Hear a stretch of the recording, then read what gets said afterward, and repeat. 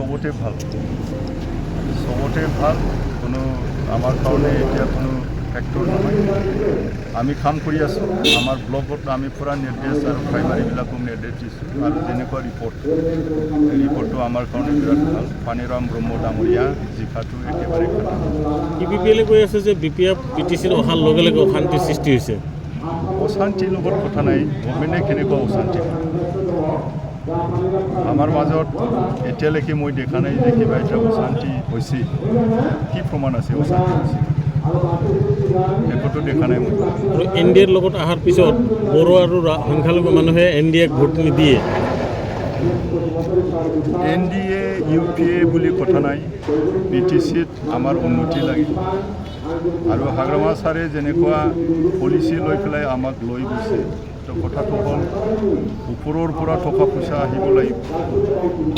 B T চিত আমি শান্তিকৈ থাকিব পাব লাগিব আৰু যেতিয়ালৈকে আমাৰ বি পি এফ হাগ্ৰামা মহিলাৰ ইচ্ছা আছে বি টি চিত শান্তি থাকিব বিভিন্ন জাতি জনগোষ্ঠীৰ মাজত শান্তি আহিব আৰু ইয়াত কোনো উচ্ছেদ কিবা এটা আমাৰ মাজত কিবা এটা যে চলিব বেয়া কাম চলিব পাব্লিকৰ বিৰোধী আমি বি টি চি গভৰ্ণমেণ্টে কৰিব এইটো নহয় আমি শান্তি বিচাৰোঁ যিমান জাতি জনগোষ্ঠী আছে সকলোকে আমাৰ যি পাব লগা পাব্লিকে প্ৰাপ্য আছে এইবিলাকক দিবৰ কাৰণে আমাৰ হাগ্ৰামা ছাৰে প্ৰস্তুত আৰু আমি প্ৰস্তুত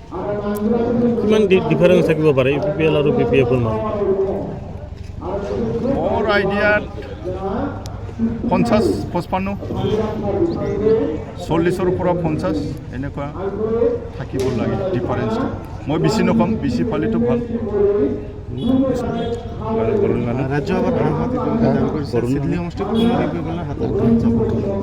কথাটো ক'ব প্ৰেক্টিকেলত নামি দেখালে হ'ল না ৰিজাল্টটো চালে হ'ল